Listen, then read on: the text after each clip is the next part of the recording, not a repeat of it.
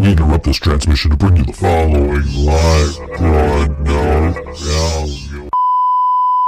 How's everyone doing tonight? Woo!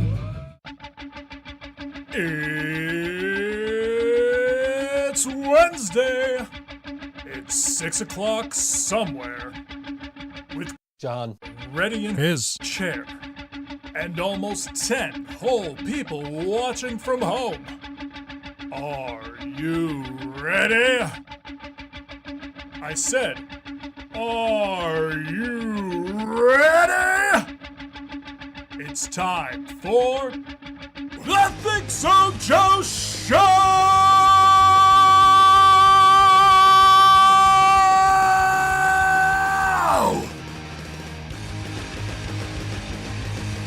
Well, of course John isn't here. I announced that earlier today. That's not news. You're not breaking anything in the chat there, Laura. We all knew this.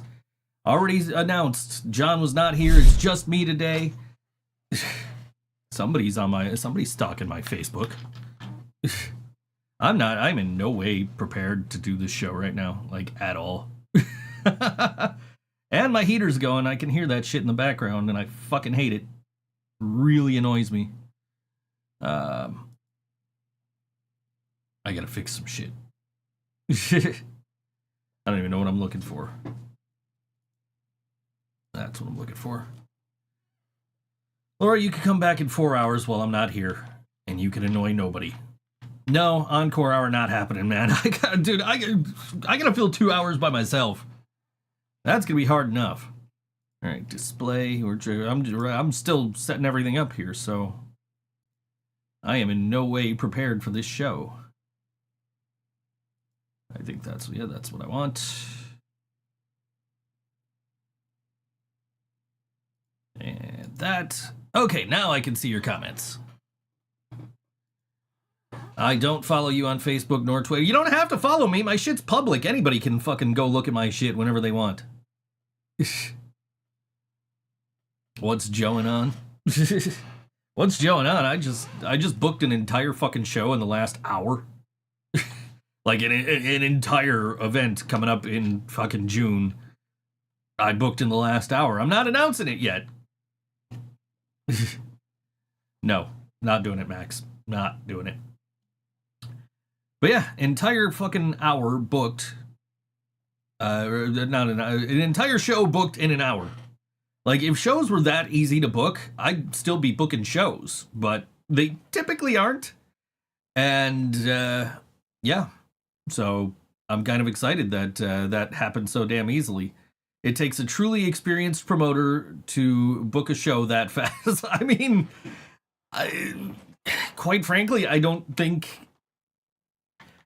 I think out of all the bands that were asked, only one of them was genuinely, like, surprised to be asked. So, like, they apparently saw me post something about it at some point, and so I was like, hey, like, I'm like, hey, you know, do you guys want to play this event? And they're like, yeah, I saw you post about it. I was hoping you'd ask. Like, why didn't you ask me? I would have, like... Shit, make my life easier. Just volunteer. Then I don't have to even fucking send a message and ask. But, yeah. Booked 4 bands in a fucking hour for a show. As soon as, like, I got the date. And as soon as I had the date confirmed, it's like, oh, let's just fucking, let me reach out to these bands. And then, boom, we got the whole damn show booked, like, super fast. So, stay tuned. Yeah, not happening.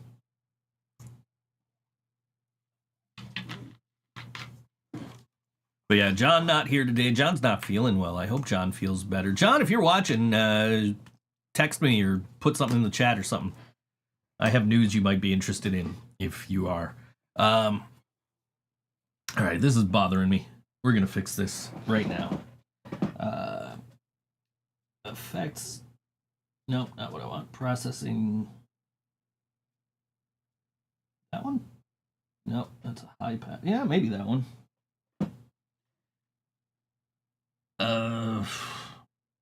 Let's see. Trying to fix my noise gate here so it takes out the... There we go, noise gate. Let's get the... Do I want to turn up the release or turn down the release? Turn down the release. That's what we want to do. All right, that's better.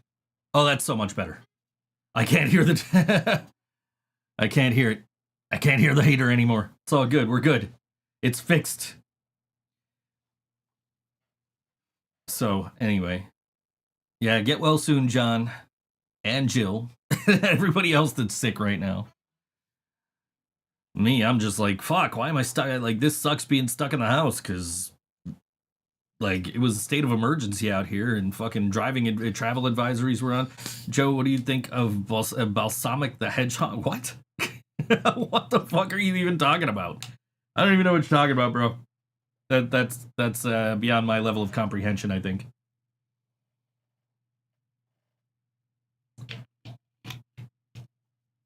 Yep. Everybody's sick except for me. Is John ill because he's turning the big 3-0 soon? Maybe. Maybe.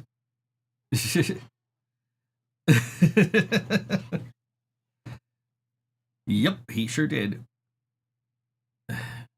Cheese. Didn't drink alcohol. What the fuck? Is that true? Max says, did you know as of 2022, the U.S. had 1.5 billion pounds of cheese in reserve just locked away? The prohibition made it so people didn't drink alcohol and ate ice cream instead.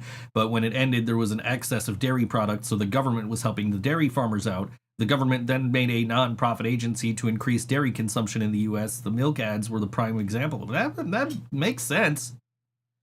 Lidl says it's true. That's the things you might not know episode if you ever saw one. Yeah. I mean, I have a teleprompter now, so I will eventually get back to those.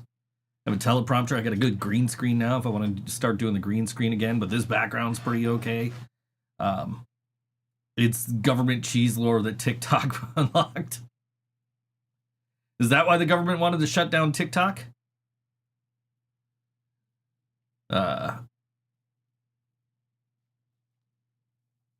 Yeah.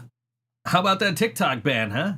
You guys who are on TikTok were probably freaking out there for like a couple hours.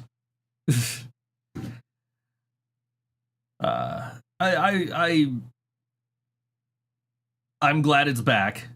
I don't have an account. I'm not going to sign up for an account, but I'm glad it's back because I know there's a lot of people that are making a lot of money doing that. So, you know, I'm glad that those people are not losing their revenue. POTUS XXX got the TikTok ban lifted, yeah.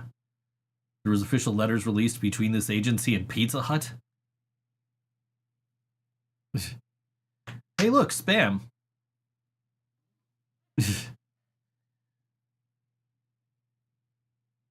Let's see. Add to block list. Goodbye. Anyway. It's going to stay on my screen, though, till it scrolls up. TikTok is not terrible for the music industry. That's actually where kids are discovering music these days. Like, I'm doing all these TRL band paintings, and, you know, we're going to do that TRL-themed art gallery in April, and I've, you know, like, I got Simple Plan right here behind me, but, you know, that's how we discovered music when I was a kid, and then, like, now TikTok is how kids discover music, so, yeah. Same agency bailed out Domino's from closing their doors. That's why in 2010, Domino's was making everything cheesier. Same, 3 cheers for President Goose Eagle. Yeah. Well, thank you, POTUS XXX, for saving the world from a TikTok ban. Don't feed the trolls, Laura. Wait, you are the troll. Don't feed the spam. Are we feeding the spam to you? We feed the spam to the trolls. I'm confused. I don't know. Oh, man, that, you and your hot takes there, Lidls. I don't know about that one, man. Domino's is better than Pizza Hut? I gotta disagree with you there, buddy. On behalf of POTUS XXX, you're welcome for TikTok. Yeah. Dude, it didn't affect my life at all because I don't fucking have TikTok. The most I do on TikTok is I watch John fucking and his band do their stupid live streams on Friday nights. Yo, guys, what's up? We're hush hush. You know, but, you know, spam is delicious. You eat bananas. We better keep you away from Bob Paul. Yellow Sauce is back, ladies and gentlemen. We're back this Friday night at Mohawk Place. We'll talk more about that at the song break, because that's what we're doing first today. We're talking about some Yellow Sauce, which I have to get prepped for the Yellow Sauce show. I don't know where like half my bookmarks are. I gotta probably make new ones. And spam breakfast sandwich on a bagel would fuck. Let me tell you. Yeah, probably. Yeah. That sounds. I don't know if I've ever eaten spam, to be honest with you. Who is this Yellow Sauce and what happened to their banana? Dude, you were in Yellow Sauce. Yeah, dude, I'm gonna do the same shit I did for that art gallery show that we did. Which is I'm gonna just bring my little iPad and my little iPad holder so I can see what the fuck I'm doing instead of having to like dig through my book and find the pages. So, a little inside baseball there for you for your Yellow Sauce set on Friday. Yeah, dude, I was in no way prepared for that show either, so I'm going to start getting ready tomorrow so that I'm ready for Friday. This will be the best Yellow Sauce show since that one. Yeah, damn right it will. There is no arguing that. This will be the best Yellow Sauce show since the last Yellow Sauce show.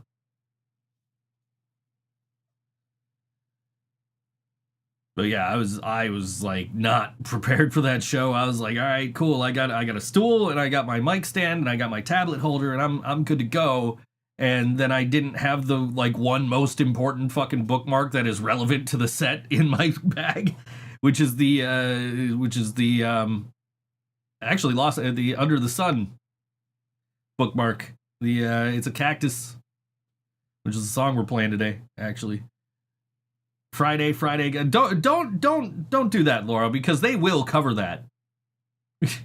They will cover that, and they'll make me introduce it as something completely different.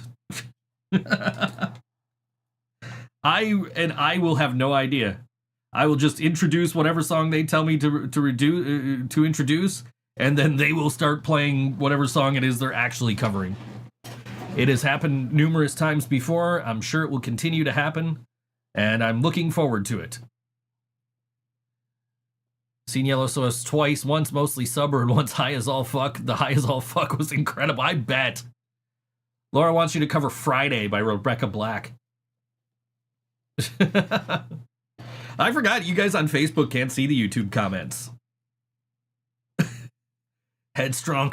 Let's go.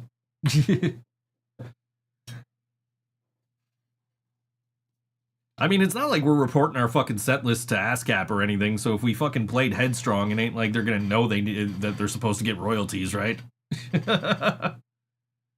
Yellow Sauce is better when you're buzzed and when Lidl's is buzzed. That may be true. A nice modern song. That song came out like 20 years ago, didn't it?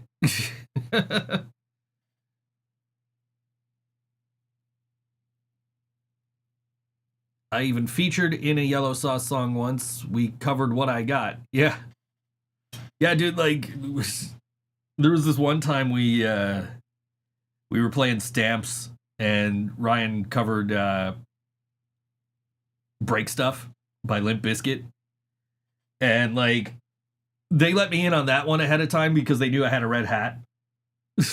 So, and usually when I perform with Yellow Sauce, I'm wearing like a what do you call it? Top hat, right? So for this particular performance, I wore my my red baseball hat, and specifically so Ryan could take it off my head and do the Fred Durst Limp Bizkit stuff.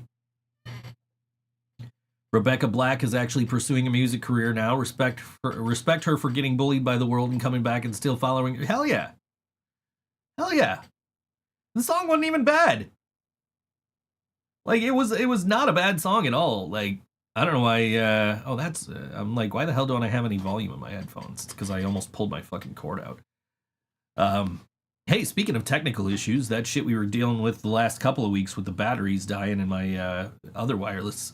Um, so I reached out to Rode and they were like, send it in. And I have not sent it in yet. It's still sitting on my desk, but they're gonna take a look at it and see about maybe replacing those because they should not be in the condition they're in. I was pumped to see Yellow Sauce again. I'm pumped to see Yellow Sauce again, especially at Mohawk. You wish Ryan would let us cover break stuff again. That was a good time, but like it was just weird because like I never wear a red hat on stage with Yellow Sauce. Like especially since I started wearing the top hat. I might wear a fedora this time. I gotta figure out where my fedora is. It's right there. I can literally see it from here. And the red hat, actually. I might wear my fedora this time. I think that might be a good look because I'm trying out different glasses this time too. I got those right here. I'm gonna wear these glasses. This is the look, and the fedora, and with the fedora, that's gonna look cool. Oh shit! I gotta find my yellow tie. I think I might have wore that to my lawyer's office once. I might have like showed up like the first time I met my lawyer dressed like I would dress for Yellow Sauce, except with long sleeves instead of short sleeves because like I don't want to walk into a lawyer like, hey, do you want to represent me? And I got all these tattoos, 4 eyes. Leland, bring the hat found in the woods. I look like I'm gonna sell you a horse and buggy. Maybe that's what. Dude, you guys should let me cover Amish Paradise by Weird Al. I can relearn the words in a couple of days. It's been a minute, but we should do that. You guys just learn the chords, and I'll just figure it out as we go. It'd be no less improv than anything else I do on stage with you guys. I remember the first time playing with Yellow Sauce too, just sitting, just like I grabbed a chair, I sat up on the stage, and I just read my book. I didn't pay any attention to anything until it was time to read the Space Wizard intro. Yeah, is there going to be a Bob Paul? I never know when Bob Paul's going to show up. I was genuinely surprised he was alive the last time when he showed up. But yeah, the first time I ever played with Yellow Sauce was it was May 4th. It was May 4th, 2019. Rosie's getting more bummed she can't make that show. It's going to be such a good show. It's such a good venue that's not going to be there anymore. I mean, it's still going to be there. It's just nobody's running shows there anymore after next week, but we'll talk more about that next week. But yeah, it was May 4th, 2019. We had this big secret going into it that I was playing guitar for XM Priory. And I think pretty much everybody knew by that point that I was playing guitar with XM Priory. And, sorry, Rosie. Joe's having flashback about the 90s. I'm always having flashbacks about the 90s. But yeah, so what I didn't know was Yellow Sauce and XM were going back to back, so I was doing the thing with Yellow Sauce. That was my first time, like, officially a part of Yellow Sauce, performing a show. So I had to do Yellow Sauce, get off stage, go in that little tiny room in the back of Stamps that you can see from outside of the stage, and fucking change into what I was wearing for XM Priory. So, do I even bother reading what you have to say, Laura? It's probably like just the dumbest thing you could possibly come up with. It usually is. It has been for the last 15 years or so that you've been trolling me on podcasts. The BJR. Do I guess at what that stands for? You're moving and won't be in the chat for 2 weeks. That is terrible news. John will be so disappointed next week when he's back. And inevitably not on time.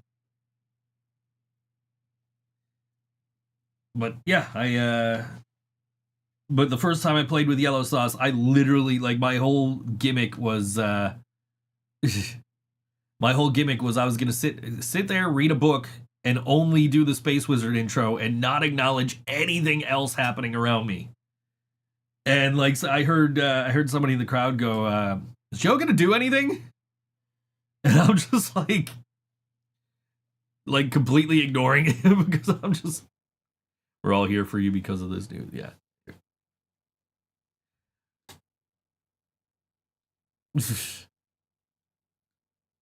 Might be 3 weeks. Ooh. I will let John know. I'm sure he will be severely disappointed. Not. But yeah, so as time has gone on, I've gotten more into like doing performance stuff while yellow sauce, like sitting there with the bookmarks now is like a pretty big thing. We've given bookmarks to bands we've played with. Like, I'm pretty sure Dewey still has the Wyatt Korn bookmark. Or I still have it. One of the two. And like we did a show in Ohio, and I was like, we were in Cleveland, so I did a drawing of Cleveland from Family Guy on the bookmark, and it says "Hello Cleveland." But yeah, I'm sure Dewey's got a bunch. I had text Ryan after the show. Now that you mentioned him, Mark. Nothing to do with this show though, so. I part of me did think of like messaging him like, "Hey man, you want to come co-host?" But then the weather's been so shitty, so it's like, you know what? I ain't making anybody driving this shit just to come fucking co-host a podcast. I can handle 2 hours on my own. I'm good. So, but yeah, I gotta shoot him a message after the show, unless anybody said otherwise. Nope. Yeah. So, actually, I was with him a couple of weeks ago, not last weekend, the weekend before. We were at Mohawk, and there was like the place was packed. Ryan was there, and a lot of people were there. Man, that was a big fucking punk show going on down there. Would have came and co-hosted again, just without weed or alcohol. Yeah. I mean, there's a lot of people I could call on to co-host, but I mean, again, the weather's shitty. I don't want to make anybody come on this shit. Weather definitely could be better. I'm going to look outside probably after the show. I might DoorDash something or Instacart, I don't know, but because like I have food, but like I don't feel like cooking. Which is always the problem. Like, I went to go make a dinner yesterday, like a frozen dinner, one of those Devour meals. And I open up the box, and I'm pulling the meal out, and the big frozen block of food just almost falls right out of the tray because there's no plastic over it. I'm like, what the fuck? Like, that's not right. So I went on X and shot a post to... I went on Twitter and I tweeted to Devour, like, "Hey, I got a problem here." And they were like, "Hey, DM us." And they've changed the way you DM on Twitter now, so it's like you have to be the person has to be following you, or you have to be paying for Twitter. And I'm like, "Nah, fuck that shit. Not paying for it." So I was like, "Guys, I can't DM you unless you follow me or I pay for fucking Twitter." And they're like, "Oh, here's our phone number. Text us." Like, all right, cool. So I live by myself, and I don't feel like fucking cooking. What do you want from me, Laura? Anyway, shitty weather don't matter when you drive a Ram 1500, I'm sure. But yeah, so I texted this number they gave me, and they're like, "Oh, okay, we'll send you a new one. What's your address?" All right, cool. Yeah, see, Mark's eating frozen food. Yeah, I eat frozen meals all the time. It's the easiest thing. Like, it's frozen meals and it's air fryer food, and like sandwiches and cereal. Like, that's my entire diet basically. Because I'm lazy. I don't want to cook. I don't have anybody here to cook for me. I don't want to spend all my money on DoorDash all the time. Which I spent like $45 on DoorDash the other day. Buy some bananas and be happy. Look, I know a banana that helped save the world, so I do not eat bananas. Pizza rolls in an air fryer. There you go. Maximo gets it. I usually for me, I got chicken nuggets and I got I have like chicken patties, so I can make a mushroom bacon, not bacon, mushroom Swiss chicken sandwich. Send me a code to try Factor. I had what was the one I had? Home Chef. I had Home Chef for a while, and then I needed to cut expenses, so it was like, yeah, that's gotta go. Especially because I got lazy about fucking cooking. So, because that was all. Like, is Factor like? I mean, I watch enough YouTube. I should know what Factor is, right? They all the content creators are. Oh, and here's a shout out to our sponsor, and you know, I get sponsorship emails and I just kind of ignore them. For this channel, I get sponsorship emails. I'm sure if I went back to doing things you might not know, I could grow it to a point where I'd be getting sponsor emails for that. But pre-made but fresh, 2 minutes in the microwave. Yeah, okay. That would be probably better for me than Home Chef, because Home Chef was like, we're going to send you all the stuff to make the meal, but you got to actually make the meal. And the meals were fantastic, don't get me wrong, but it was like, I can't keep spending this money, and I had to stop. And they put the meals together in pop-up kitchens. Okay. Maybe I would be interested in that. Yeah, I don't know. Like, I had Home Chef, and the food was amazing, but I started getting lazy, and I wasn't cooking it, and too busy to just go and cook shit. I don't have the time to sit there and do it and then clean up. Exactly. I don't know what honey is. I think I've heard of it. I don't know exactly what it. So I get like sponsorship emails about like the fucking games that you see all the creators fucking like League of Legends and all that shit, and I'm like, I'm not fucking sponsoring that, or fucking like Miss Things You Might, great program. Yeah, I mean, it's just coming up with topics is one. Finding the time to write or the money to hire a writer. Also finding the time to shoot and to edit and all that is like where I'm at right now. So it's like, it can be done. I have a script in my email, like, that's been sitting there since the last batch that I never recorded. And now I've got the teleprompter, so I can just as easily like, I can just as easily start again, just probably reach out to the same writer, like, yo, you want to start writing things you might not know videos again? Because I kind of want to start doing them again. And then, I'm also like half tempted to ask the writer who was doing later episodes of Things You Might Not Know to write some lyrics for me for some of these songs that are just sitting here like, I gotta finish this fucking song and release it at some point. But also at the same time, I'm trying not to release anything between now and the album release in March. Speaking of, where did that go? Speaking of, the Living Brain Dead makeover, we got their CDs. Who needs a writer when Max and Leland just talk shit in the comments anyway? Right, fair enough. I mean, that is, and like Lidl said, that cheese thing is a great concept for things you might not know.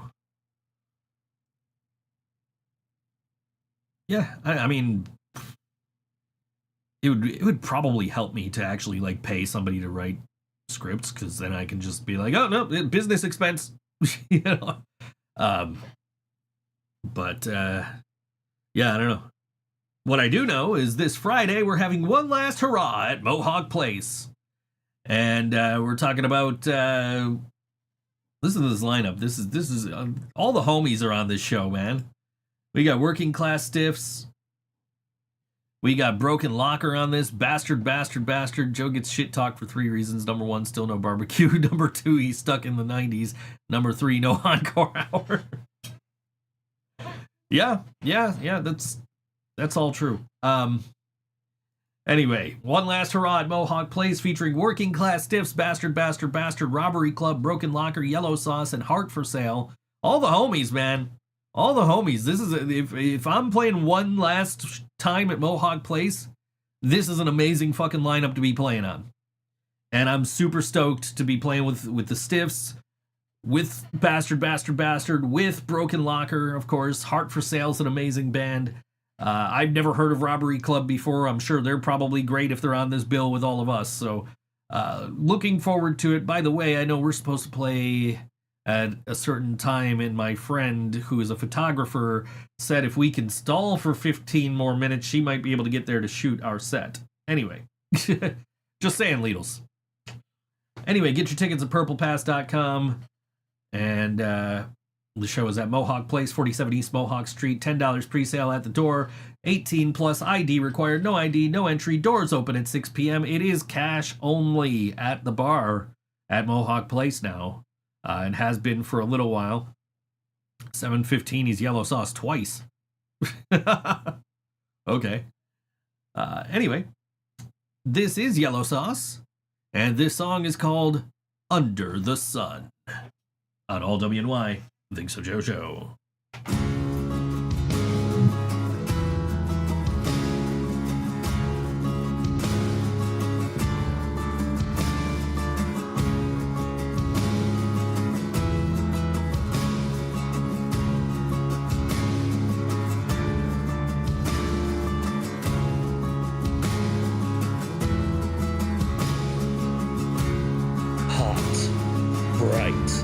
Sandy, a deadly wander through the great deserts of the Earthland. Each hopeless step through the desert more painful than the last, as our dehydrated heroes march to their apparent demise. Miles from any life, water, or shelter, all hope seems lost for the sauce. But sometimes, the most important battles we face are also the most difficult. And never were things as difficult as they were under the sun.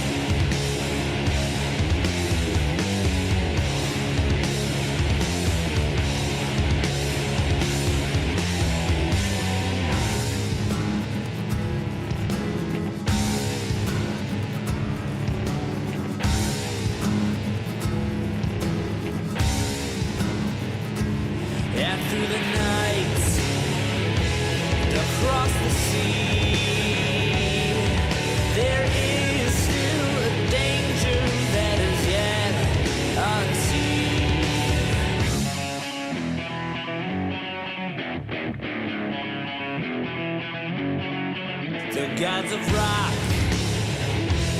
will set us free to save the world from all this pain and misery. We'll drown myself in water and I'll freeze to death to feel the wind. I'm pretending it's all we'll write another song before we let it get under the skin. But you'll never hear it anyway.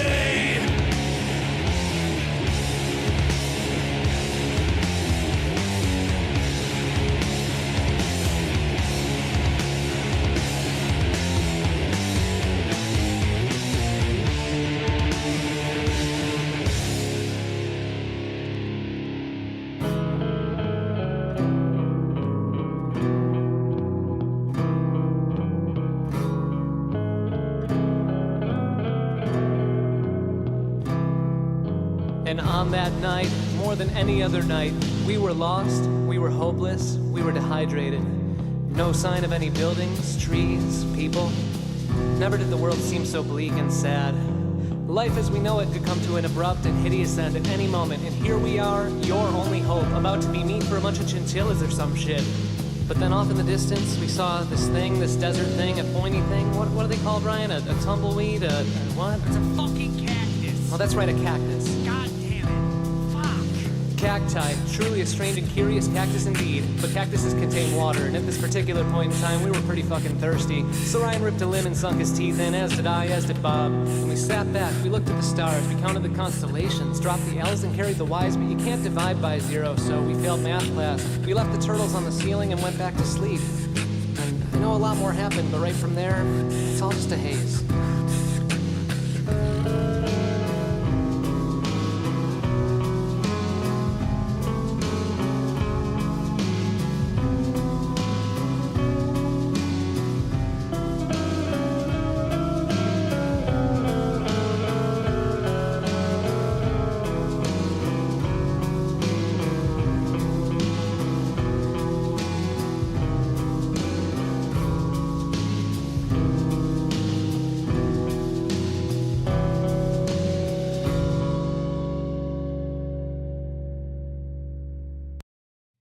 Yellow sauce on all WNY ThinkSoJoE show.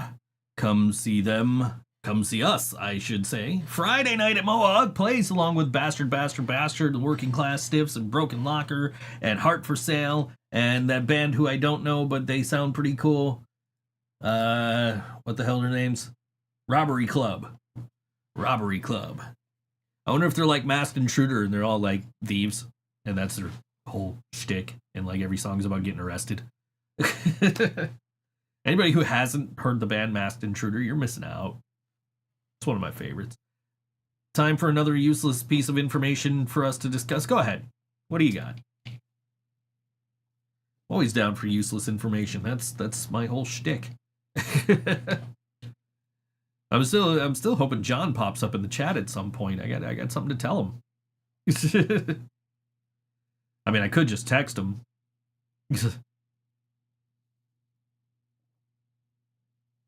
But then I'm not publicly embarrassing him either, so, you know, what was the fun in that?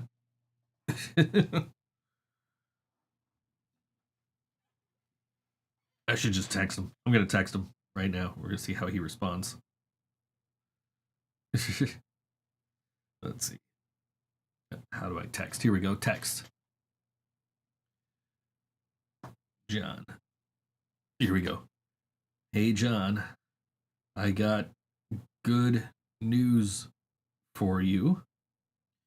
Ronnie Radke. I actually typed that. My phone doesn't know that word. Is single.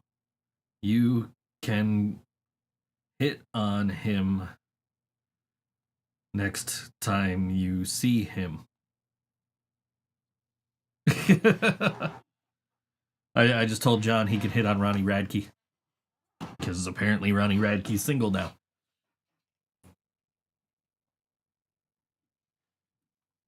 And if Jill's watching, that means you can hit on Ronnie Radke too. Just keep him the fuck away from the band. Anyway.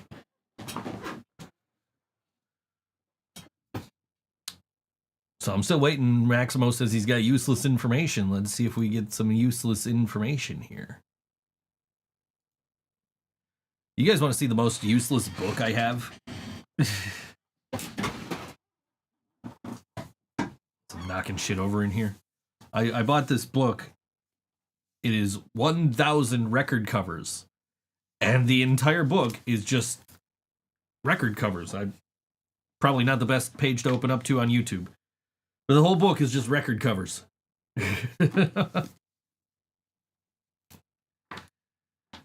At least there was no actual nudity in that photo. And I don't have a lot of these records. There's 1,000 records in here, and I don't have a lot of them. I just saw Meatloaf Bat Out of Hell. I have that one. Max didn't even know Purple Carrots existed until yesterday, really?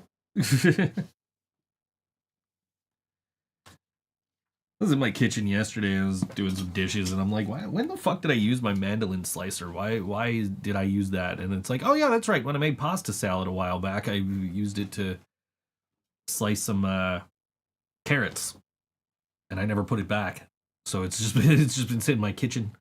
And I was like, I hope I wash that blade. I hope it's like not in the sink, and I'm not gonna like slice my hand open or something. Have to call John, be like, John, I need you to take me to urgent care now because I sliced my hand open and probably need stitches. And I ain't got no insurance, so I gotta pay for that shit out of pocket. Even if I had insurance, it would probably still be more expensive to fucking pay out of pocket to pay the fucking deductible and the premium. And healthcare in this country sucks. Worried about what fucking genders there are, and if TikTok is fucking available. Why can we worry about making sure Americans can get fucking healthcare? Is that a fucking problem? Pasta salad is great for barbecue. You're always ready with something to fucking quip about this barbecue. I saw some dude the other day I didn't even know commenting on one of Dewey's posts saying, oh, Joe could have a barbecue here or some shit like that. I'm like, what the fuck? I don't even know this dude. Like, at least Rosie, I know who she is. I know where I know her from. Like, it's not just like somebody out of the blue saying, oh, Joe, it was barbecue. Like, the USPS is a government agency, and the mail trucks you see are the white cube ones. Those were made so the USPS could have a universal delivery truck. So the U.S. government put out a contract. The bidder then won that contract was a defense company. The company was known for also making the most notable warplanes, such as the F-4F Tomcat, the F-8F Wildcat, and the A-10 Warthog that is still in use today. Just think about this. Those mail trucks are technically military-grade vehicles. Good. Make sure my package gets here on time. And safely. Which I ordered some shit off Amazon the other day, and it's like, oh, it's gonna be there Friday. So I placed the order, like, all right, cool, it'll be there Friday. I get a message this morning. Your package is gonna arrive today. Like, what? Max is on Reddit too much. Yeah, I mean, the only time I'm on Reddit is like my phone will light up like, hey, somebody posted in the Metallica Reddit. I'm just like, yeah, okay, cool. What do we got? I only joined the Metallica Reddit when I made that James Hetfield painting, so I could go in there and be like, yo, check out what I did. This is YouTube micro-learning, not Reddit. Dude, that's me. I'm just sitting here with YouTube going all the time, like watching Half As Interesting and shit like that. Like, it's either pro wrestling content or it's like I'll watch Company Man or I'll watch like Half As Interesting videos or like videos about like, oh, these are hidden features of sports stadiums you never knew about. You're spelling too well to not be copying and pasting. That would be like if John replied with correct spelling. He could be, just like John would do, he could be text to talking or talk to texting or whatever. Because that's how John texts. That's why John calls people. Spell check's really helping you out right now. I'm still waiting to hear back from John. I told him that his favorite singer is single, and he could go hit on him. But I don't know where John is right now. He might be sleeping. He was not feeling well when he talked to me yesterday. You see, he uses talk to text sometimes. I do it when like I'm trying to type a word, but I don't feel like actually, because like I do the swipe texting. So like if I don't know how to spell a word and I can't get it with the swipe texting, I'll just hit the button and just say it. So it'll spell it for me. I also have another useless piece of information for after the next song break. Perfect. Let's keep them coming after the next song break. That's the perfect time to do it, is right after the song break. Military grade vehicles. Yeah, I mean, I guess like if it's like Jingle All the Way, right, and somebody actually like nails a bomb or something, you want that shit to explode in the military grade vehicle instead of out around civilians, right? I guess I don't fucking know, man. That is that is, I will 100% believe that information because it sounds plausible. It makes perfect sense. I'm always looking for that damn mail truck too. Like, I'm waiting on mail. Like, mail truck here? Is he down the street? I don't see him. Where the fuck is he? He used to get here at noon all the fucking time. Now he don't get here till like 6 p.m. I was super excited though after band practice last week because I got home and the CDs were here, and then I realized, oh shit, I fucked up the CDs. So we will have CDs available at the show, but they will not be the CDs that are here, because the CDs that are here are fucked up, and I'm just waiting on the manufacturer to get back to me because they're going to cut me a break on reordering because I fucked up. Which, again, I maintain they don't have to fucking do that, but I totally fucked up, and they were like, hey, I should Google some of those submissions for the mail trucks. Some of them look wild. All right, maybe I'll do that later. But yeah, I reached out to the manufacturer because I'm like, guys, I think I fucked up making this. And they were like, yeah, you fucked up making this. I'm like, what can I do? They're like, you can reorder your shit, but we'll give you a discount. Like, deal. Like, tell me how to do it. So I'm waiting on that right now, and as soon as they tell me how to do it, but we will have accurate CDs by the time the show starts, and I will be sitting here with 100 fucking CDs with the wrong track list. Oops. But yeah, anyway. So I posted this video the other day of me getting the CDs and putting the CD in my CD player because I have one. And somebody comments and they're like, "Oh, but you didn't do vinyl." And I said, "You want me to send you the links to these for the information?" Yeah, please. This guy goes, "Oh, no vinyl?" I'm like, dude, do you have any idea how much vinyl costs to produce? Because we do. They're just not here yet. And he sends me like, "Oh, well, vinyl costs anywhere from $1,400 to $8,000 and it's for this many." Like, no, dude, I know how much vinyl fucking costs. Like, we have vinyl coming. It's just not here yet, bro. Like, it will be here. We will have it. It will be available. You can buy it when it gets here. But right now, we do not have it. We're at this point hoping it gets here on time for the damn release show. But at least we'll have the CDs by then. Accurate CDs, but yeah. But I gotta, aside from my fuck up, I got to shout out to Atomic Disc for, look at this. This is the back. It's all the cover is just, the colors are nice and bright. The white on this actually glows under a black light, which is cool. And then we got the CDs, which are the album cover, and it's got the track list all around, and Lidl's like, "Oh, that's so cool with the track list all around." Like, yeah, the vinyl does the same thing. Dude, I fucked up so many times trying to get these CDs made. Because I sent them the wrong artwork to begin with. I sent them the artwork for the vinyl. Because I sent, like, the back cover with side 1, side 2, mixed for vinyl by. Like, oops, nope, this is wrong. Let me fix this. And all the while not realizing I uploaded a wrong track at some point. So, oh well. Album release March 15th at Nietzsche's. It's going to be a good time. And we're going to have CDs, and hopefully we'll have vinyl available at that show, because otherwise, what the fuck is even the point?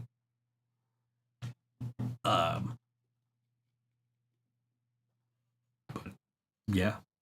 See, this is why we're not doing an extra hour today, because I'm already running out of shit to say, and I'm only 49 minutes into the show. So maybe I'll convince John next week. Maybe. I will try. Because when it's two people, it's not up to me. When it's just me, it is up to me, but I don't want to do it. So maybe we'll try. I don't know. But we've hit 100 messages in the chat today, so that's cool.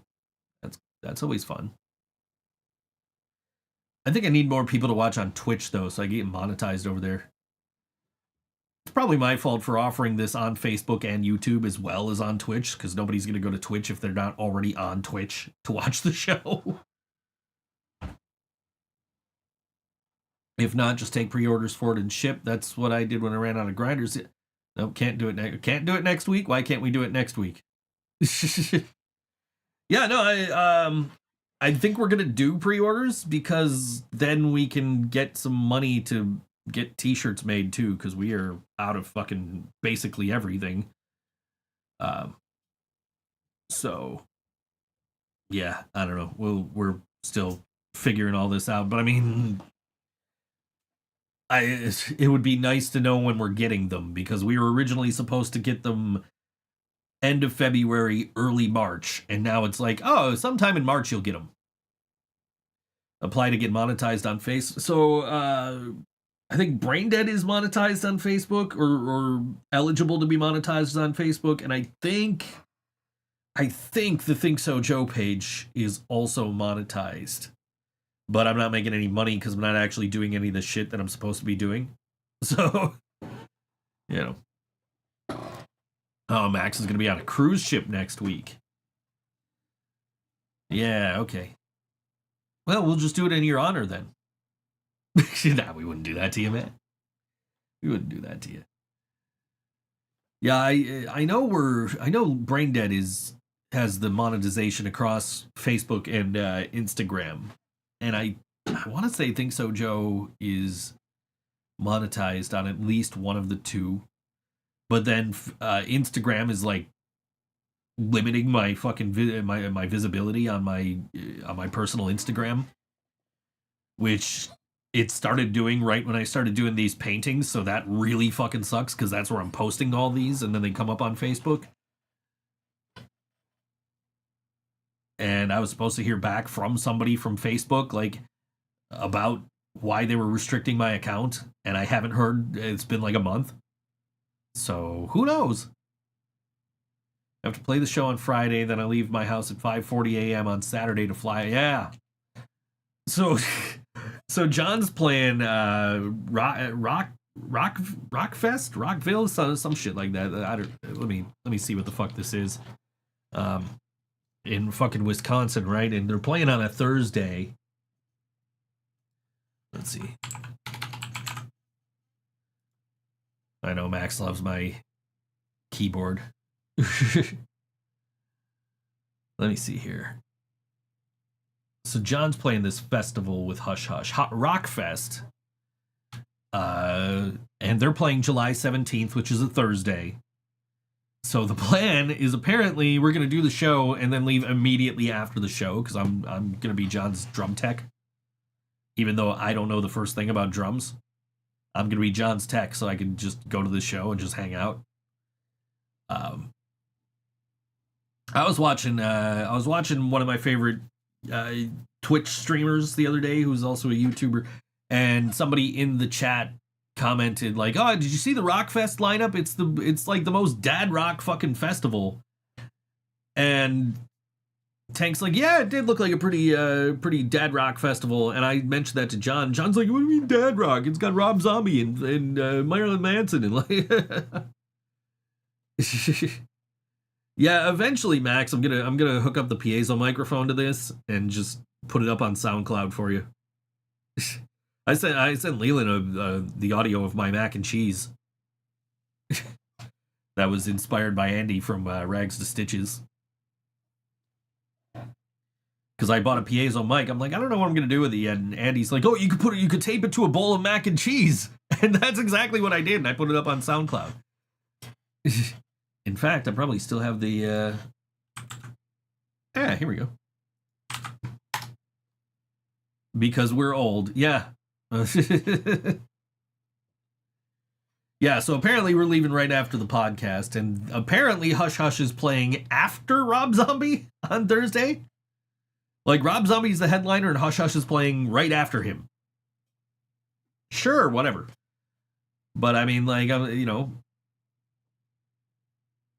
it's I'm just like, I'll come fucking tech for you. Let's go, just to be able to go to a fucking festival and like just hang out in the back and not have to be out in the fucking sun all day. But like Rob Zombie's headlining Thursday, Five Flavor Fruit Punch is headlining Friday, Bad Omens is headlining Saturday, and then Wednesday there's a bonus show that is headlined by Eve 6. Like, and Hearts and Hand Grenades is on that Wednesday night. Local Buffalo band, they're amazing. I've booked them a bunch of times back in the day, and now I'm so glad to see them doing so well. Wouldn't that mean Hush Hush? Apparently they just go all night. Like, the music does not stop, from what I'm told. So, like, yeah, Rob Zombie is the headliner, and then everybody, like, generally, I guess, leaves the stage and goes to their tents or wherever the fuck they're staying. And, like, the bands that are playing after the headliner are just, like, they're just there. Which makes sense, because, who the fuck knows who Hush Hush is? And that's not a knock on Hush Hush, that's just, who the fuck outside of here knows who they are? That would be, and me saying that is the exact same as if I said who the fuck in Wisconsin knows who the Living Brain Dead are, right? Like, or because we've never been there, we've never played fucking Wisconsin, but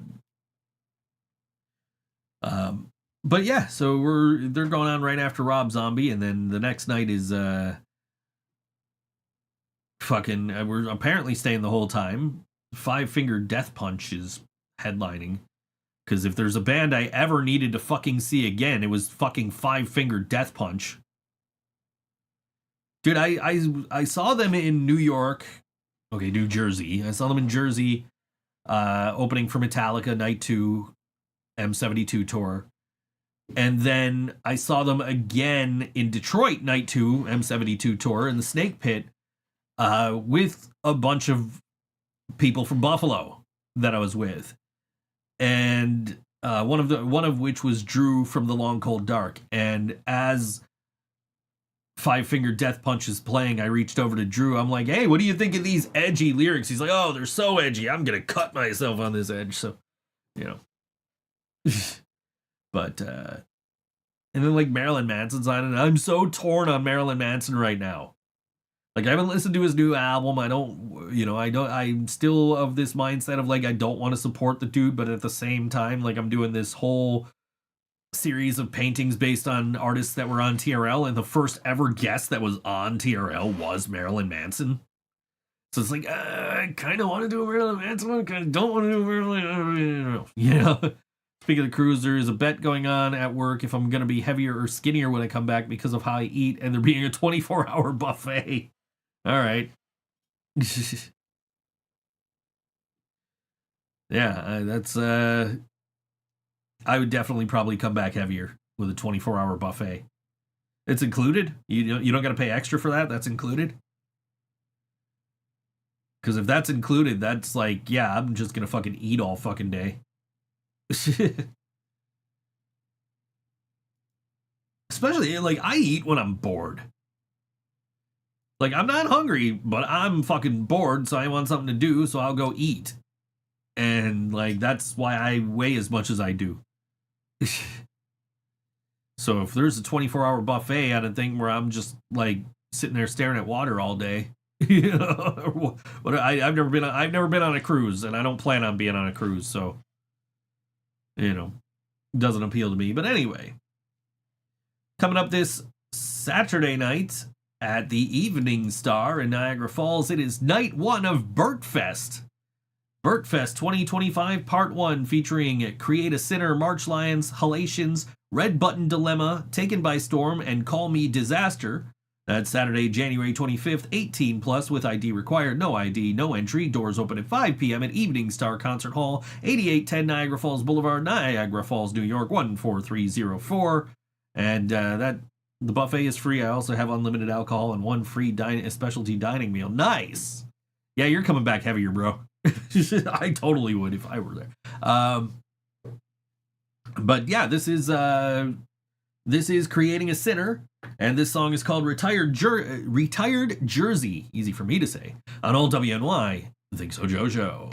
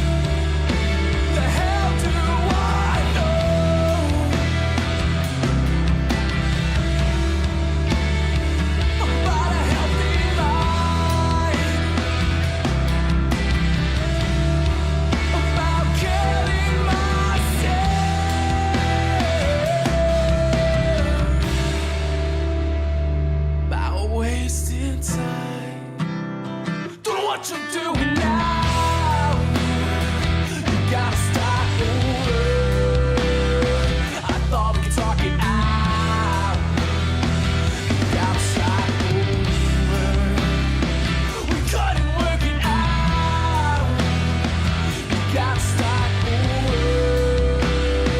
Don't want you doing now. Gotta start over.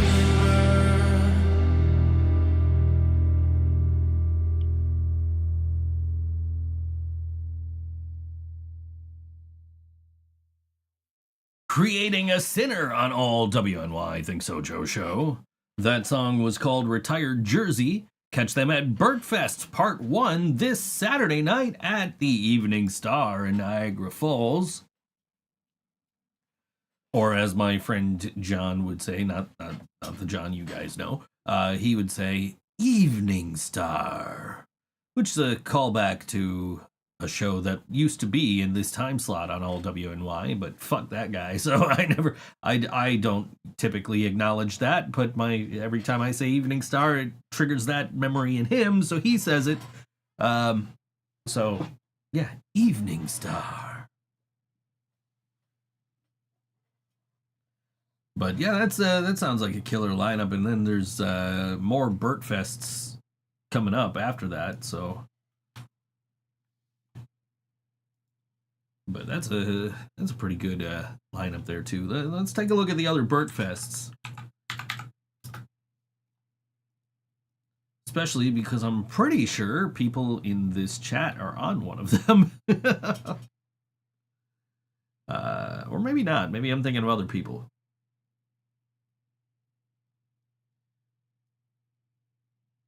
So we got part 2 is we're obviously going to play a song from this next week. It's January 31st. When Legions Fall, XM Priory, Kendall Cage, Alertist, Atlas Rain, and Never Again. And I'm friends with so many fucking people on that show. And then there's part 3 the week after that. February 7th, The Queen Guillotined, Crown Conscious, The Impurity, Murder, Arcana, and Canuten.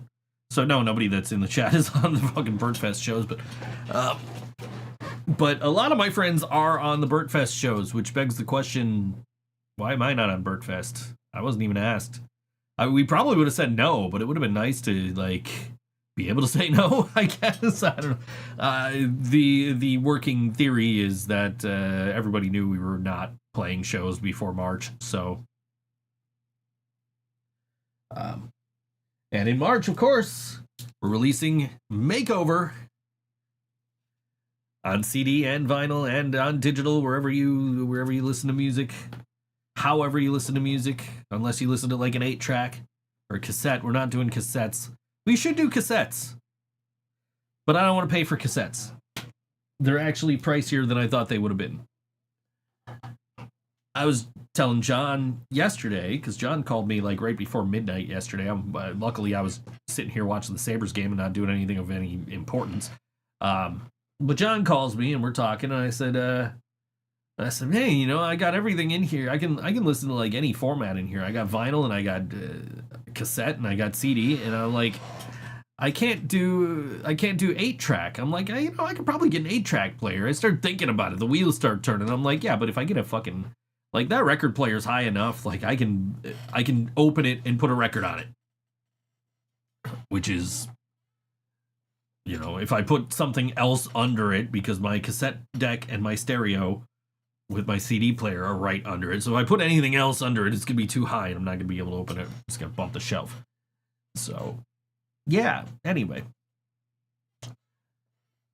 But yeah, so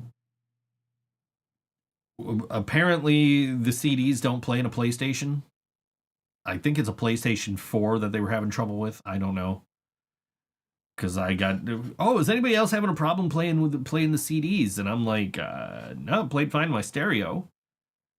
And then I was like, played fine in my other stereo. Let me try my Xboxes. Plays fine in both my Xboxes that take CDs. Let me try. I got a CD, USB CD drive. Like, let me try that. It worked on everything. So I don't know why the hell it wasn't playing on the PlayStation. But so John's like, yeah, I tried it. It didn't work on the PlayStation. I said, did you try it at anything else? He says, I don't have a CD player. I'm like, yeah, why the fuck? Like, how do you not have a CD? I'm like, oh, wait a minute. Nobody has fucking CD players anymore. This is not new. This is, nobody has CD players anymore. I think more people have record players than have CD players these days. In fact, when I got my record player, I did not have a CD player in here. I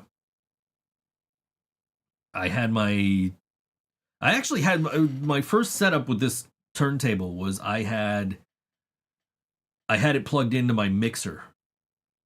So I could just, if I was playing music, I'd just play it right through my studio speakers. Laura says she has a CD player. Yeah, I mean, hey, at least somebody's got a CD. There's not, but a lot of people don't have CD players anymore. It's crazy. Like, optical media is like fucking basically hard to come by these days. Which is funny because I was at the Dollar General over here and they were selling a country CD for like, I think it was like $9.99 or $11.99 or something. And I asked her, I said, people actually pay that? And she's like, she looks and she goes, no. It's like, why would you pay $9.99 for a CD when you could just pay $9.99 and listen to every CD? You know, almost every album. You know, it's not every album, but almost every album. I don't use it, but I have one. Yeah, no, I mean, I get it. I barely use mine. I barely use my record player anymore, to be honest. Mostly because, like, I'm doing all these paintings while I'm in here. So I got this table set up behind me here, and it's kind of in the way. I can't get to the record player.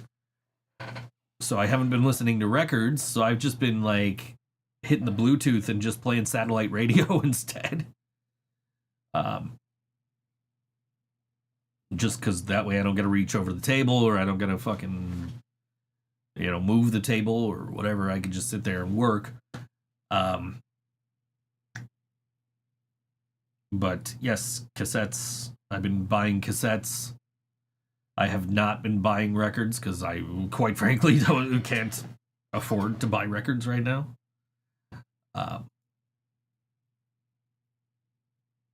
But also, like, I have pretty much everything I want.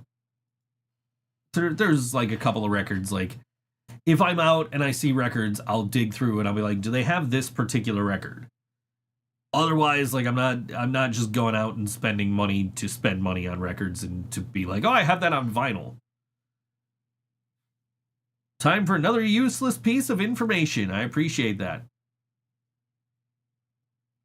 John and I on our way to Jersey were just, we got the what do you call it? The satellite radio and just everything that came on. Like, I have that on vinyl. I have that on vinyl. I have that on vinyl. And then we were leaving our bass player's house, and I said, Nick. And then I looked at John. I said, by the way, I have that on vinyl. He said, you do? I'm like, yep, Nicktoons Greatest Hits. So it's got music from fucking Ren and Stimpy, from dude, I don't even know what's on that record. It's been a minute since but it starts with the Nickelodeon jingle. I know it's got Ren and Stimpy songs on it. I think there's a lot of shit from, like, shows I didn't watch. Because, like, I had to buy the Doug soundtrack separately to get, like, Killer Tofu and Banging on a Trash Can and all that shit. Which, if anybody is a fan of the show Hey Arnold, this Friday, Enjoy the Ride Records is repressing their Hey Arnold vinyl. So if you want to get the music from that show, you can go to enjoytheriderecords.com and you can buy it there on Friday. I'm sure it's at noon. Which I was listening to Limp Bizkit earlier, and I was just thinking about the fact that I have this Enjoy the Ride Records version of Chocolate Starfish and the Hot Dog Flavored Water, which Fred apparently didn't know about before it was put out.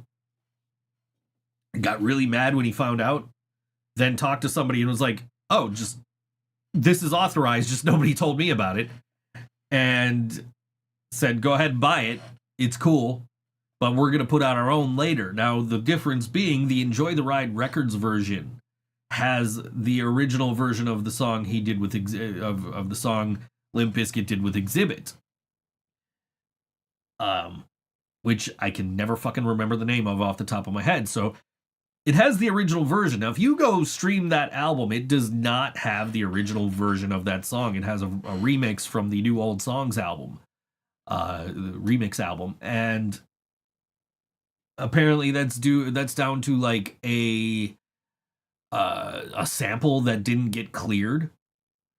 And if you go buy the version, if you go to the store right now and you find a copy of Chocolate Starfish and the Hot Dog Flavored Water, that song still has the remix version on that album still has the remix version on it.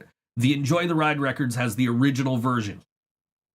So if you bought the CD when it came out and you liked that original version more than any of the remixes, you want that Enjoy the Ride Records version, which is what I have.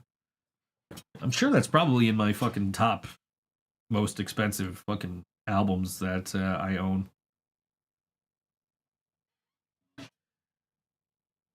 Out of 700 and something. Let's see here. Oh yeah, there it is. Let's get the top 10 here. I'll tell you the top 10 most expensive records in my collection, most valuable in my collection. 3, 4, 5, 6, 7, 9, 10. So number 10 is the Metallica S&M 2 box set, which goes for $100. The second, or number 9, would be South Park 25th Anniversary Concert, which is going for $102. Metallica Master of Puppets Original 1986 Club Pressing. That's number 8. Chocolate Starfish and the Hot Dog Flavored Water, the Enjoy the Ride Records Pressing, $109.74. Hello Rockview Less Than Jake Tour Edition, $115. Music from and inspired by the motion picture South Park Bigger, Longer, and Uncut box set, $120. Metallica Black Album box set, $147.35. The Pretty Reckless Light Me Up, which is one of the newest records in my collection, is the third most valuable in my collection right now.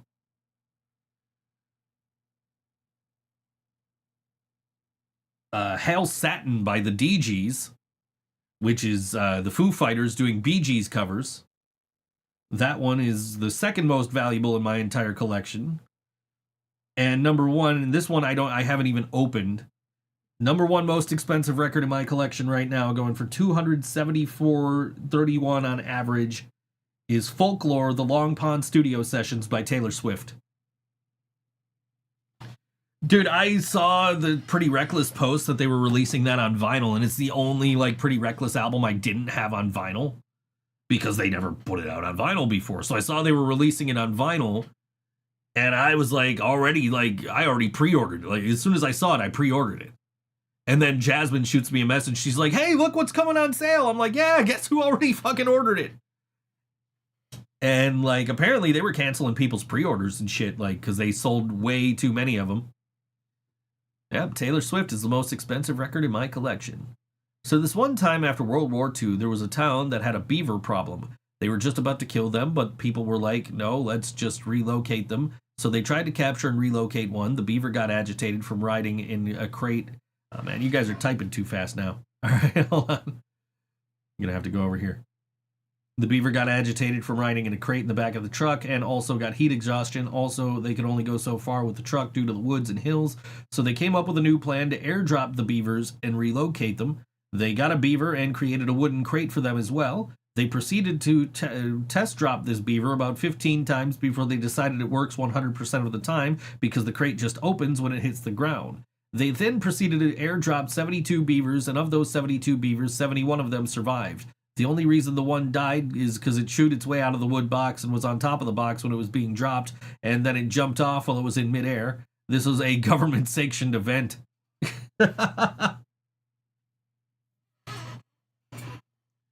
Dude, we no Taylor Swift slander in here. I sold my Taylor Swift painting, by the way. That shipped out last week. Dude, I went out, it was like last Thursday, and I was not expecting the weather to be as shitty as it was. So I like Ubered over to the post office. I'm like, from here, I'll Uber to the post office, and I'll take a bus up to the mall so I can buy some more so I can buy some shit I need for my paintings. And then I almost got stuck at the mall, so that kind of sucked. I saw that Taylor Swift painting though. I was happy with that Taylor Swift painting, man. That was like, because I did I asked AI to give me a list of like 50 culturally relevant people, minus anybody that's been canceled, and the top of the list is fucking Taylor Swift, right? So it's like, well, I'm gonna do that. I'm gonna do the VMAs, like the fucking yellow plaid fucking dress that she wore at the VMAs, or whatever that was. And so I painted that, and my friend Steph texted me out of the blue last week, like, hey, do you still have that Taylor Swift painting? Like, yep. She's like, can I buy it? Like, yep. Sold.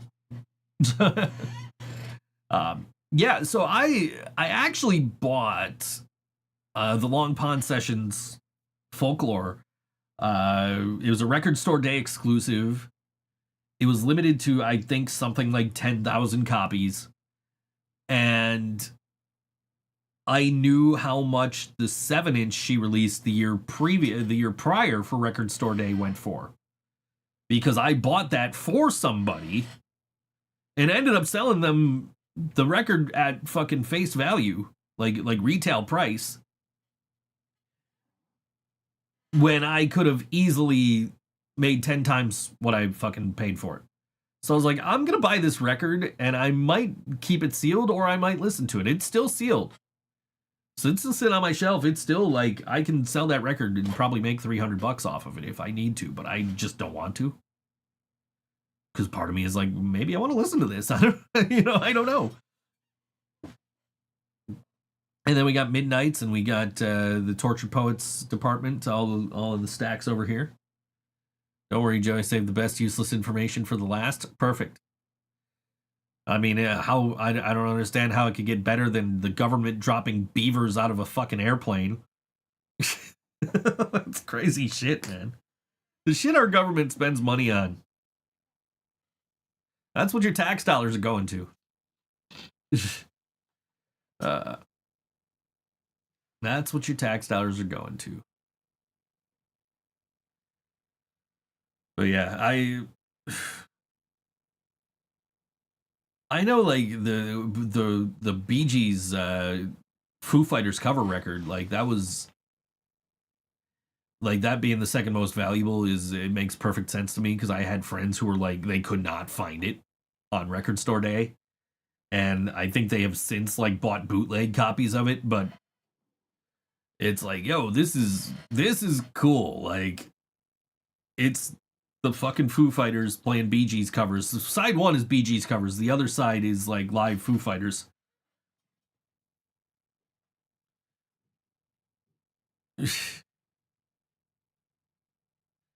But then I also was like, I think that same Record Store Day was when the Macho Man Randy Savage record came out in Buffalo. Only, like, Western New York only got one copy. And I was so pissed, because I'm like usually one of the first people in line at fucking Revolver. So I was like, I'm just going to show up. I'll be the first one in line at Revolver, and I'll get it. But Revolver didn't end up getting a copy. I think Home of the Hits was the one that got one. And they were like, well, it's not fair that whoever gets here first gets it. So they ended up,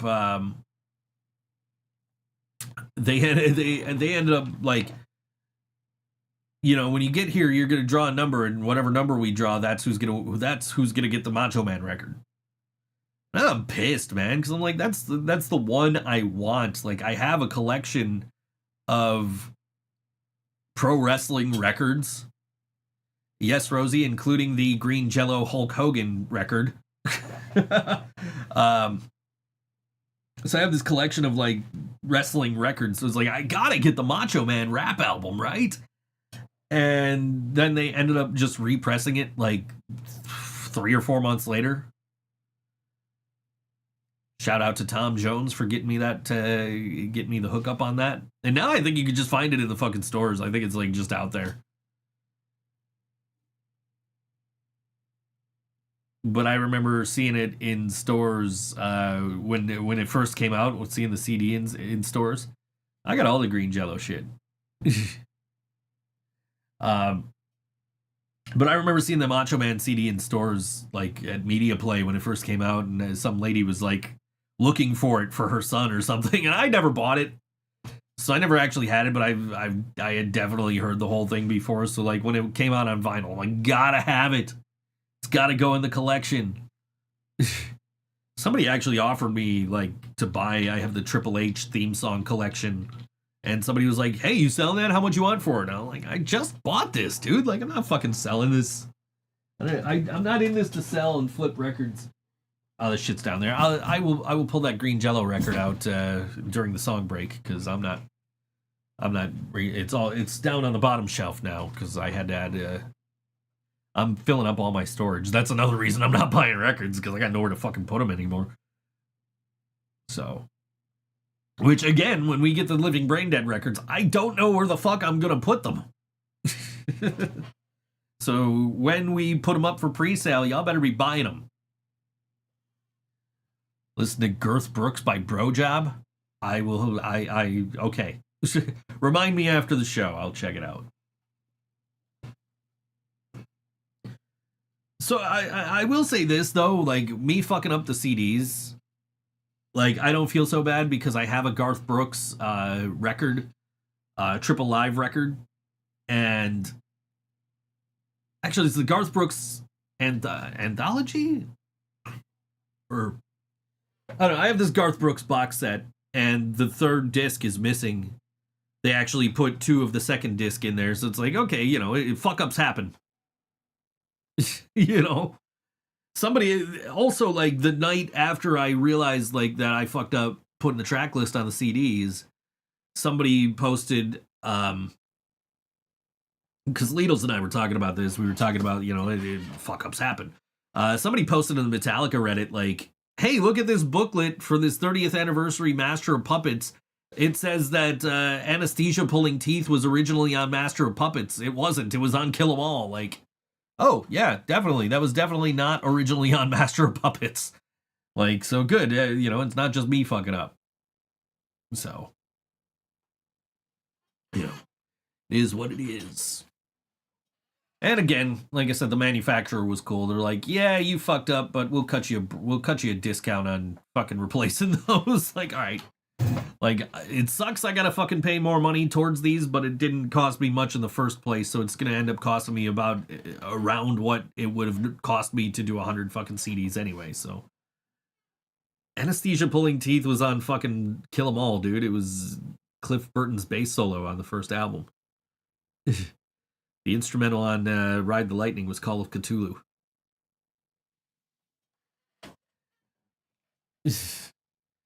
Like, I actually, my Kill 'Em All, I'm surprised my Kill 'Em All wasn't on there. Thought it was on Dark Side of the Moon.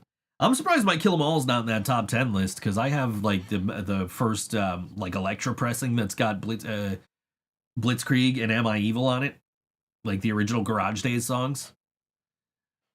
And I specifically bought that version because I remember my friend talking about it all the time when I first started getting into Metallica. He's like, "Yeah, man, Kill 'Em All. You know, you get the Electra version, and it's got Blitzkrieg and it's got Am I Evil on it." And heard that Fred Durst is gonna be on the next Metallica. Yeah, okay, dude. You know what came up in my timeline yesterday was fucking Limp Bizkit doing Sanitarium at the MTV Metallica Icon, which was, like, probably my favorite version of Sanitarium.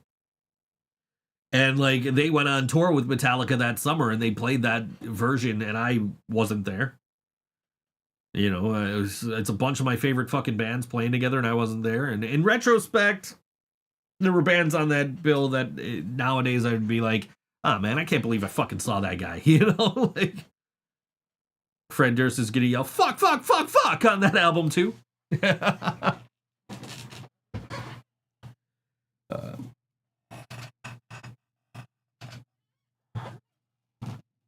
It wouldn't surprise me to see Metallica and Limp Bizkit collab, but it wouldn't be on a Metallica record because Metallica typically does not have other artists on their records. The videos of Metallica when Lars was out, there was Joey Jordison of Slipknot fucking filled in, right? There was also like a tour where James couldn't sing, so Jason sang a lot of the songs, but they brought up like the singers from other bands to sing the Metallica songs. I don't remember who off the top of my head though. I feel like Kid Rock was one of them, but like fuck Kid Rock, so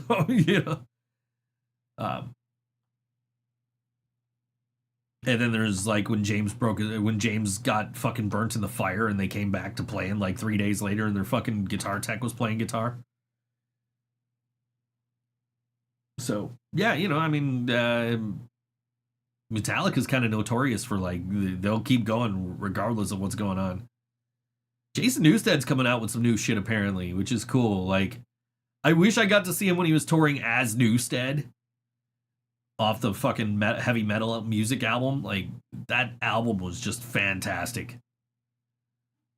Like, in fact, I was talking to Rosie about it a couple of weeks ago because we were talking about Eddie Trunk and that metal show on VH1, and I was talking about I saw Jason Newsted on there, and I saw the Soldier Head video, and I immediately ordered the fucking the 4-song demo called Metal, and then like when heavy metal music came out, I immediately ordered that. Like, that Jason Newsted shit was amazing. I wish he would have fucking kept going, but mental health being what it is, what are you gonna do? Anyway.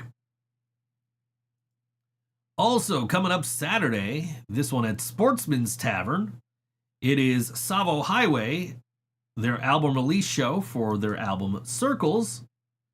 They're releasing, they say, we're releasing our first full-length album, come celebrate, with special guest DJ Psych and featured artists Jacob J. and Nick Lippa.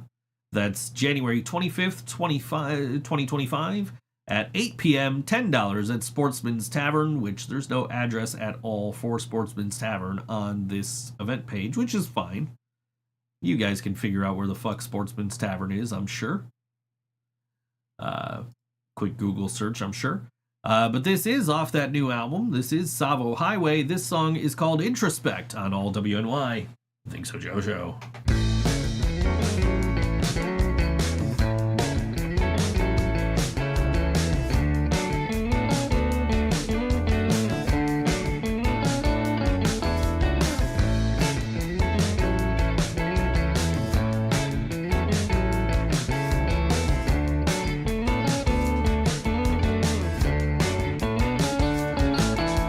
How does life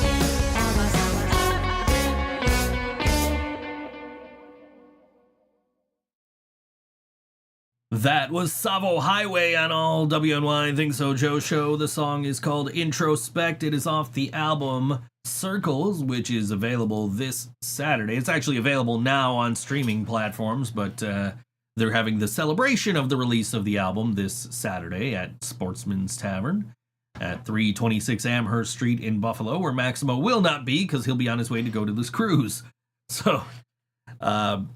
So during the song break, I grabbed my box of 45s here, and I took out a couple of them. If Rosie's still here, she'll appreciate these, because one is, I've got this green Jello Christmas 45 here, which is, I believe, hand cut. I think this is the one that's hand cut, right? Let's open this up here. There's a green Jello sticker in there too. Oh, here we go. Oh yeah, totally. I just dropped the note. Look at this, nice and clear. I dropped the sticker that goes along, or the note that goes along with it there. Give me a second. Oh no, that's a temporary tattoo apparently. I believe this is like hand cut, like hand lathe cut or some shit like that. I don't know. Like, so it's not like the same quality. It is signed, yeah. He signed it M. Snyder though. He didn't sign it Frito Feed, but yeah. So I got that. Let me put this away here. Hold on. You can hear all the noise this makes now. This is the sound of record collecting, by the way. Let's put this away. Just because that's not an actual sleeve either. So there's that, and then we got this guy here, which is Hulk Hogan and the Wrestling Trash Can Band with Green Jello, leader of the gang. 7-inch single here. It's got I'm the leader of the gang, Hulk Hogan and Green Jello on side 1, and then side 2 is Thingamabob and Hulkamaniac, and there's a little ad on the bottom for Green Jello Serial Killer, which is in the stacks back there. Not an original pressing though. It's the repress that came out recently. But I've got like all those Green Jello represses. Those all come out on like Record Store Day, but then you can find them like a month later. But there was one that came out.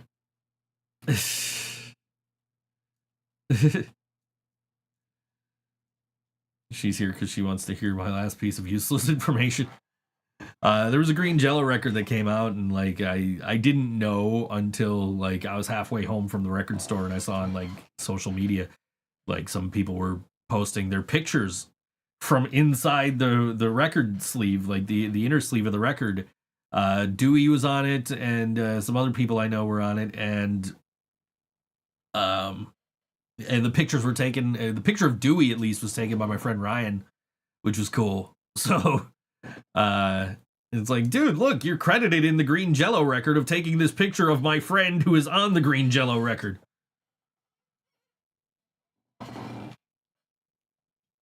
And then I got the Garbage Band Kids, or whatever that latest Green Jello record was. I got that like super fucking early.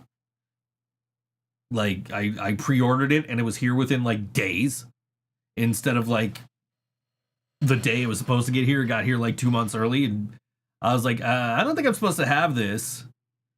And I posted it on Facebook, and Bill was like, hey, would you do me a favor and write a review of it? Like, yeah, okay, sure, why the hell not? So I wrote a review of it, so Bill could have a fan review of the Green Jello record. So yeah, that's yeah. The people who end up in my inbox is ridiculous, because I'm nobody. You know what I mean? Like, yeah, I host a podcast. Yeah, I fucking play in a band. Like, but I'm like, in the grand scheme of things, I'm nobody. But I got fucking, you know, the people who end up in my DMs is ridiculous sometimes. Like I was one time when I was still booking shows, and I know I just announced earlier that I booked a show, but when I was still booking shows, while Max is typing his last piece of useless information here, one time when I was booking shows, I posted like, "Hey, I need one more band for this show at Stamps," and I had fucking Robbie from the Goo Goo Dolls fucking DM me, just like, "Hey, I got a band for you. You're gonna like this band. They're out of Tokyo. They're called the Molice. If you'll have them, like I think they'd be a good fit on your show." So I got Robbie Takak in my fucking inbox, Robbie Goo, just like, "Hey, do you want to book my this band that I signed to my label?" Like, they're gonna get a cut of the door. He's like, "That's fine. They don't care. Just I'll send a translator too." Okay, cool. So we put him on a show, ironically, with Tokyo Monsters, which was a killer show. I think that might have been the first time we had. Was that the Hearts and Hand Grenades? The first time we had them, who were on that Rockfest show in fucking Wisconsin that Hush Hush was on. The flyer's actually in my memories today. I can actually go look at that.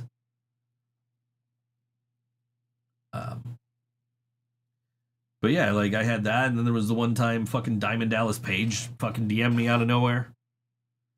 To be fair, we were trying to get a hold of him.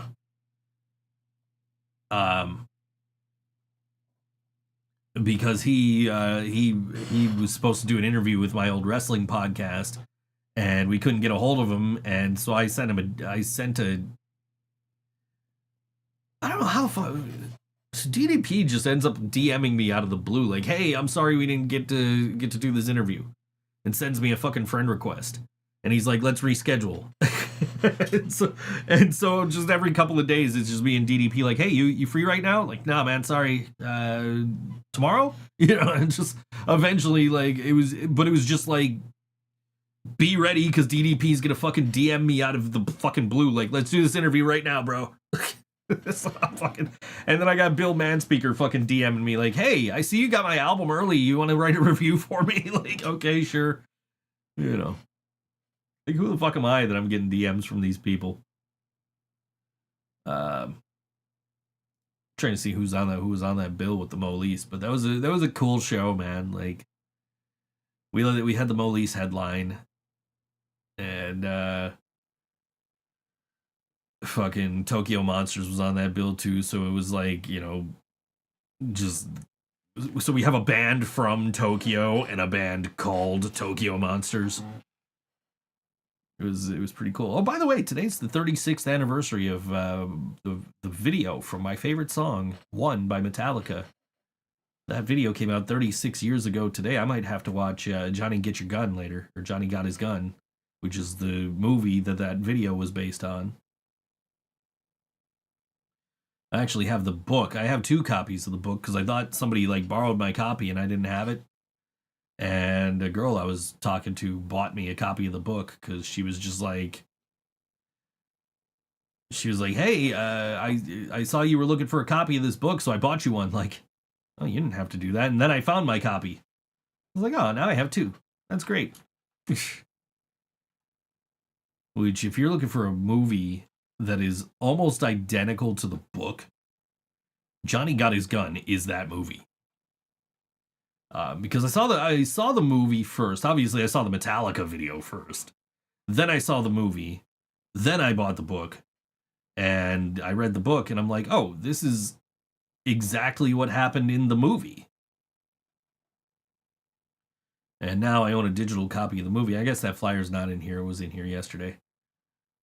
So I don't know who the fuck was on that show. Anyway, yeah, it better be good. We're waiting here, man.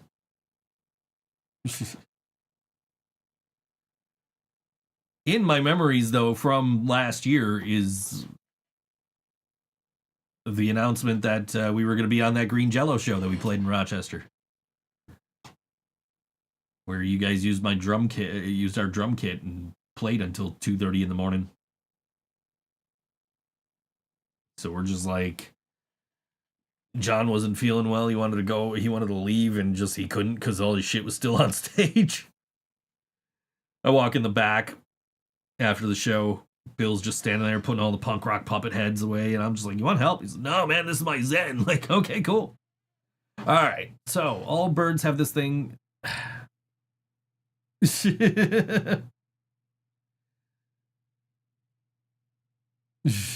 You're just trying to get me to say it.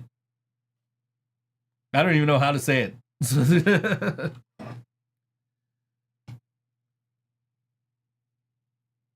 All the flavors are named after birds. Birds are not the only creatures that have these. Most reptiles have them as well. That being said, dinosaurs have them, and science discovered this important piece of information. Now, if you would like to invest $1 billion idea that me and Leland came up with a wine cooler collection. Yeah.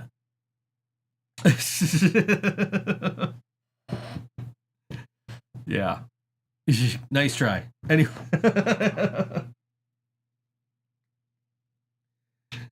What are you trying to get me to invest in? A fucking wine cooler collection? Dude, I don't have money to invest.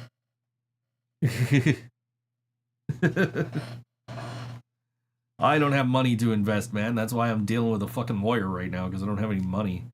I was about to text my lawyer and just be like, yo, can I pay you a day late this month? And then I realized, then I got the email today and they're charging me like $200 less than usual. So I'm like, I am not, I'm not questioning that. I'm just going to pay that. Like, I will make sure the money's in that account if they want to charge me $200 less. I have no idea, Rosie. I have no idea. Anyway. You already have a clip of it anyway. Then fucking use it instead of trying to get me to say it every week. Just remember, royalties. This is, it's a transformative use, but is it fair use? I don't know what the fuck. Like, fair use is weird to me.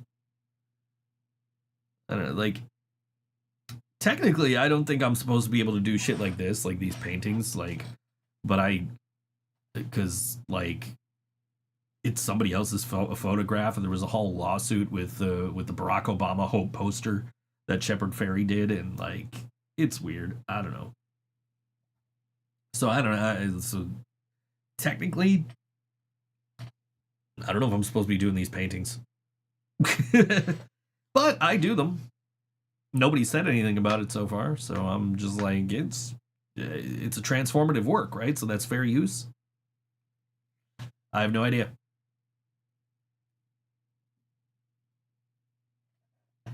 But, yeah, I don't know. All I know is I'll be at Mohawk Place with Yellow Sauce playing another venue that's closing like we did with Stamps last year. Maybe this time nobody will steal my bookmark if I tape it to the wall.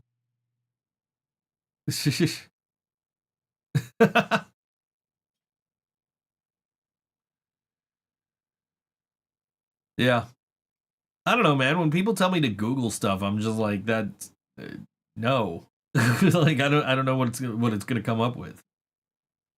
Like, is that something I gotta use a fucking private browser for? I don't know. Thank you, Sarah. I appreciate that.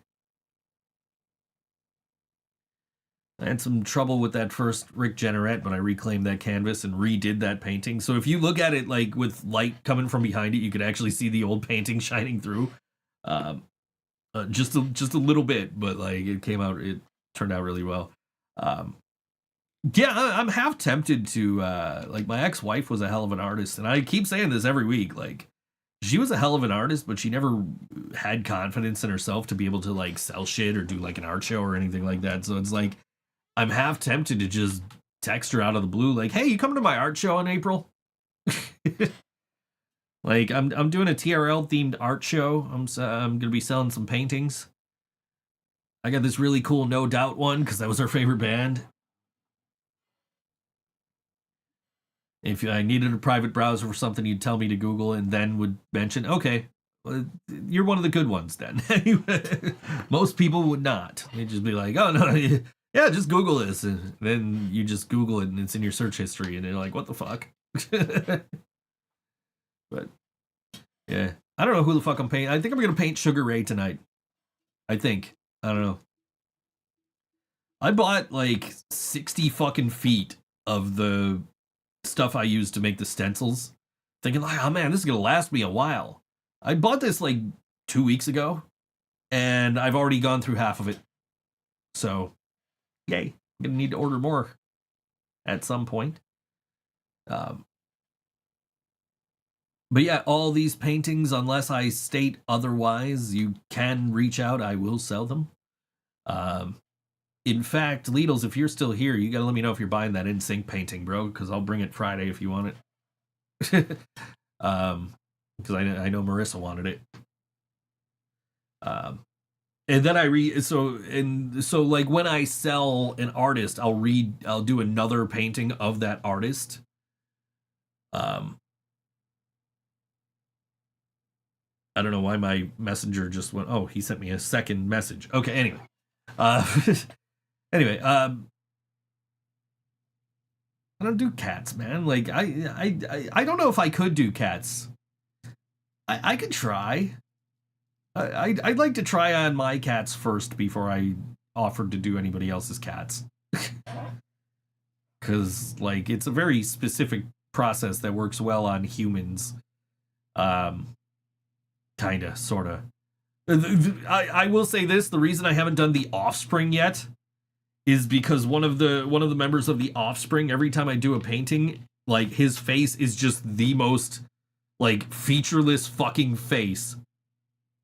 Like his eye is a dot, his mouth is a line, and it's like that's it. And I'm just like, why does this dude like not? And I've tried it with different fucking pictures of the Offspring, and just this same dude. Same problem every time. I'm like, what the fuck is wrong, man? Like, why isn't this shit working for this guy? And I don't want to do it if he's just gonna look like that. Because it's like Dexter and fucking Noodles and just like the faceless rest of the band. You know, the generic fucking, 3-year-old could fucking draw this rest of the band. So that's why I haven't done the Offspring yet.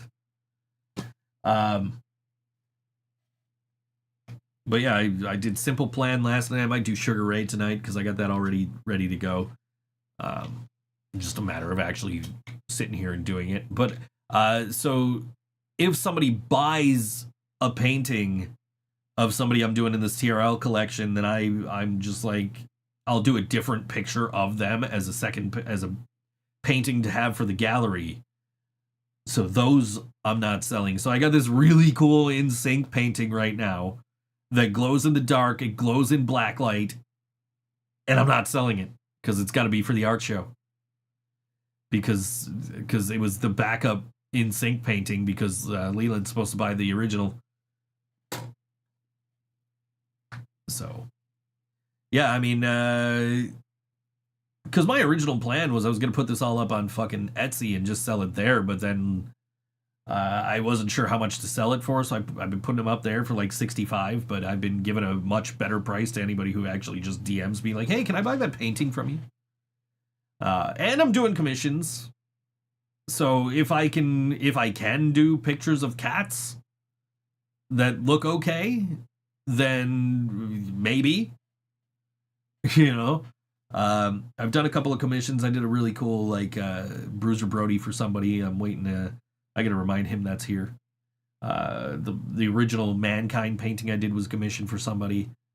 So, there's a celebrity you're a huge fan of, you want a painting, like just hit me up and I'll see what I can do. But yeah, anyway. Anyways, yes. So this Friday you can catch me and Leland and Maximo and a bunch of our friends all at Mohawk Place for one last hurrah at Mohawk Place by FTMP events. Yellow Sauce will be on that bill. Bastard will be on that bill screaming, fuck! And our homies at Broken Locker will be on that bill. That's gonna be a good show, man. It's gonna be a good time Friday nights. Come on out to Mohawk Place. Let's pay homage to that place as only we can, as only Yellow Sauce can. I should fill that fucking place with balloons this weekend. I don't think it's too late to do that. I think maybe I should try to do that. I don't think I'm gonna do that, but I could try to do that. I gotta save my balloon budget though, because we're doing for the event that I just booked. But right, I did it just for you, Max. Just for you. Anyway, So we're playing. So when this show was presented by FTMP Events, apparently like Hush Hush was asked to do it, as was Yellow Sauce, and I was joking with John like, dude, Hush Hush needs to play this show. And